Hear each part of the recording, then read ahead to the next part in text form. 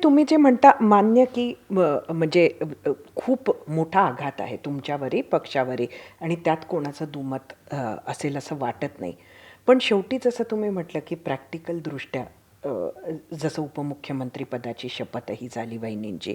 हे सगळं बघता काही गोष्टी ह्यात सुरू ठेवाव्या लागतात. पण त्या पद्धतीनं म्हणजे सुनेत्रा वहिनींनी उपमुख्यमंत्रीपदाची शपथ घेतली आहे. त्या काम समजून घेण्याचा प्रयत्न करतात आहेत, हे सुद्धा आम्ही बघतो आहोत. पण दुसरीकडे पक्षातला जे एक एकसंध ठेवण्यासाठी जे दिसायला पाहिजे समोर म्हणजे राजकारण दिसणं सुद्धा अत्यंत गरजेचं असतं.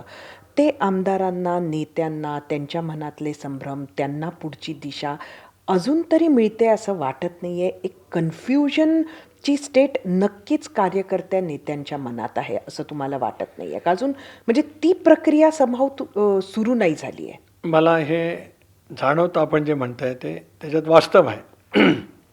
याचं कारण एकतर दादांच्या अकाली निधनातून किंवा त्या शॉकमधून पक्षाचा कार्यकर्ता किंवा आमदार बाहेर आलेला आहे आणि प्रत्येकाला आपलं फ्युचर काय याची मनामध्ये साशंकता येते. पण बहिणी ज्या धीरोदत्तपणाने त्यांनी ते स्वीकारलं आणि ज्या पद्धतीने ते काम करतायत याचा अर्थ नक्की आहे की दादांच्या स्वप्नातला पक्ष आम्ही सगळेजण पूर्ण ताकदीने निश्चितपणाने उभं करू.